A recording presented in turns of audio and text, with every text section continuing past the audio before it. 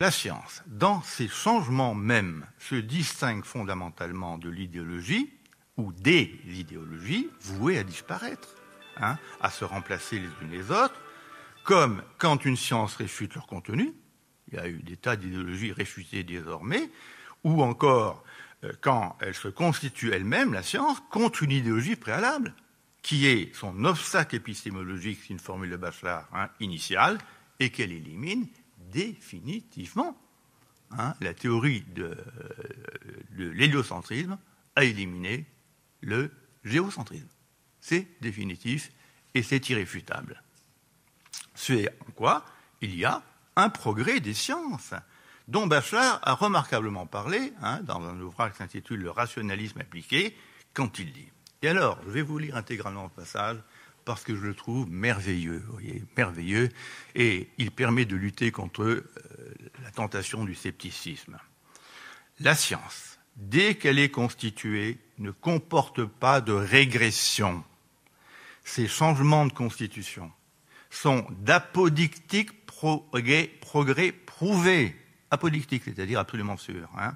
Et il ajoute, à propos du rationalisme appliqué, qui est un peu le nom de son inspiration philosophique, que celui-ci travaille dans une zone où les preuves sont des progrès et le progrès une preuve. Les preuves sont des progrès et le progrès une preuve. Et il conclut magnifiquement en faisant remarquer qu'une vérité qui a franchi une polémique peut par conséquent affronter la polémique.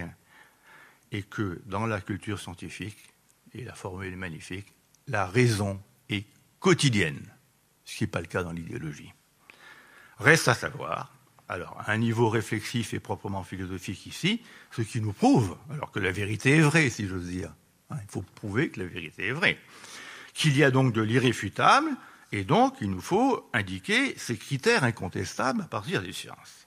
Alors, je me contenterai de les énumérer dans un premier temps en précisant qu'ils ne peuvent fonctionner qu'ensemble, voyez, puisque pris isolément chacun de ces critères, ils peuvent être et ont été trompeurs malheureusement.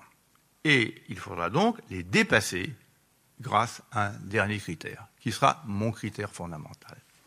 La certitude subjective, bien entendu. La certitude intersubjective, ou l'accord des esprits. La cohérence, bien entendu, la capacité explicative d'une théorie, la compatibilité avec d'autres théories ou affirmations, la capacité aussi à en être déduite, vous voyez, d'y voir une conséquence, l'aptitude à prévoir et la réalisation de ses prédictions. Or, l'on voit bien ces critères qui ne sont pas totalement sûrs. La certitude ayant accompagné des erreurs, comme l'accord des esprits, et on ne peut pas dire que la vérité, comme disait Spinoza, est index sui, qu'elle s'indique elle-même à l'esprit subjectif, c'est pas vrai. On a pu se tromper ensemble, tous ensemble, bien entendu. Et un homme tout seul, à l'inverse, peut être dans le vrai, voyez.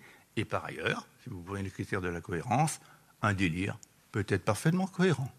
Ce qui n'empêche pas d'être faux. Il me faut donc vous fournir, pour terminer, le critère ultime qui est extra-théorique, que le matérialisme inspiré de Marx, dont je me réclame, nous fournit sans contestation possible, selon moi, c'est celui de la pratique. Alors, la deuxième des thèses sur Feuerbach en définit l'essentiel, et elle est un peu longue, mais je vais vous la lire parce qu'elle est magnifique de précision. La question de savoir s'il y a lieu de reconnaître à la pensée humaine une vérité objective n'est pas une question théorique, mais une question pratique. C'est dans la pratique qu'il faut que l'homme prouve la vérité, c'est-à-dire la réalité et la puissance de sa pensée dans ce monde et pour notre temps. La discussion sur la réalité ou l'irréalité d'une pensée qui s'isole de la pratique est purement scolastique. Elle est scolastique. C'est une querelle d'école.